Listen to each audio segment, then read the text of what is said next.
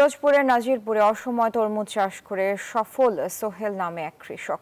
বর্ষা মৌসুমে কম খরচে বেশি ফলন পেয়েছেন তিনি।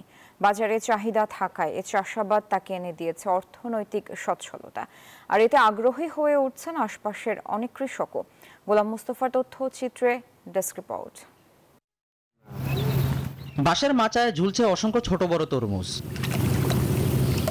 এবারই প্রথম পরীক্ষামূলকভাবে মাত্র 40 শতক জমিতে শশার পাশাপাশি ইয়েলো গোল্ড ও রবি জাতের তরমুজের চাষ করেছেন নাজিরপুরের পশ্চিম বানিয়ারির কৃষক মোহাম্মদ সোহেল। আর মাচার নিচে করেছেন মাছ চাষ। সমন্বিত চাষের ফলে খরচ ও সাশ্রয় হয়েছে অনেকটাই। পুরো ব্যবস্থাপনায় তার খরচ মাত্র 30,000 টাকা। 3 মাসেই এসেছে বাম্পার ফলন।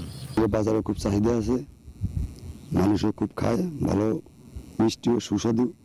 এবং 2 পদে তরমুজ চাষ করছি, একটা হলো উপরে কালা ভিতরে লাল, আর একটা হলো উপরে বাংলা লাইন কালার ভিতরে হলুদ। আলহামদুলিল্লাহ দুটোটা খুব ফলন দিয়েছিলাম। বিক্রি আপাতত যা বিক্রি হয়েছে হয়তো লাস্টের মতো তো 2.5 লাখ 3 লাখ টাকা হইতে পারে সম্ভাবনা। প্রতিটি তরমুজ 2-3 কেজি ওজনের হয়। অসময়ে পরিপুষ্ট তরমুজ পেয়ে ভালো দাম দিচ্ছেন ব্যবসায়ীরাও। ফলন দেখে অনেকেই এখন এই পদ্ধতিতে চাষে আগ্রহী হচ্ছেন। আমাদের এখানে মালচিং পদ্ধতিতে চাষ তো, মানে প্রচুর বৃষ্টির কারণে ফলনটা একটু কম হয়েছে। গত বছর যে চাষ করেছি যে ফলন হয়েছে তার চেয়ে একটু কম। বর্ষা মৌসুমের এই তরমুজ চাষে কৃষকদের আগ্রহ বাড়াতে পরামর্শ ও কারিগরি সহযোগিতা দিচ্ছে জেলা কৃষি বিভাগ।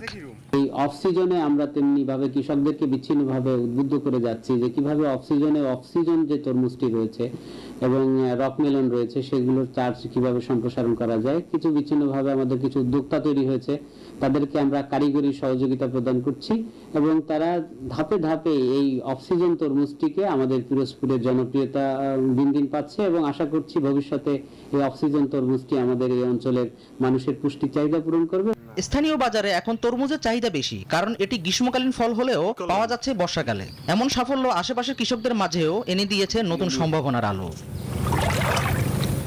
Desk report, news 24।